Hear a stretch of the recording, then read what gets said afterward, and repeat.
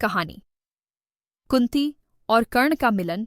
यह कहानी महाभारत से है, जो नियति, त्याग और एक मां के दर्द को दर्शाती है।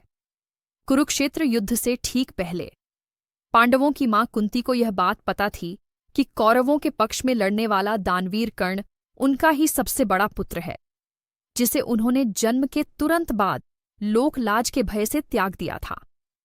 जब युद्ध की घोषणा हो चुकी थी और पांडवों की सेना कौरवों के सामने खड़ी थी, तब कुंती ने कर्ण से मिलने का निश्चय किया।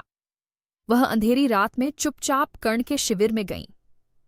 कर्ण, जो सूर्यदेव की पूजा कर रहे थे, अपनी मां को देखकर चौंक गए।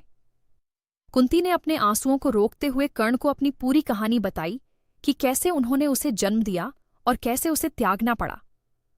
उन्होंने कर्ण से अनुरोध किया कि वह पांडवों की ओर से युद्ध लड़े, क्योंकि वह उनका ज्येष्ठ पुत्र है। कर्ण यह सुनकर गहरे असमंजस में पड़ गए।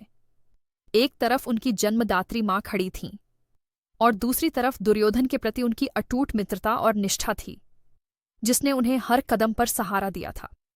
कर्ण ने कुंती से कहा, मां, आपने मुझे तब त्याग दिया था जब मुझे आपकी सबसे ज्यादा जरूरत थी। अब मैं दुर्योधन के प्रति अपनी मित्रता और निष्ठा नहीं तोड़ सकता। हालांकि कर्ण ने कुंती को एक वचन दिया, आपके 5 पुत्र तो जीवित रहेंगे ही, मैं अर्जुन को छोड़कर किसी भी पांडव का वध नहीं करूंगा। युद्ध के अंत में आपके 5 पुत्र ही बचे रहेंगे। कुंती भारी मन से लौट आईं। यह मिलन कर्ण के जीवन की सबसे बड़ी त्रासदी में से एक था, जिसने उसकी नियति को और जटिल बना दिया। यह कहानी संबंधों की जटिलता, नियति की क्रूरता और एक मां के हृदय के दर्द को दर्शाती है।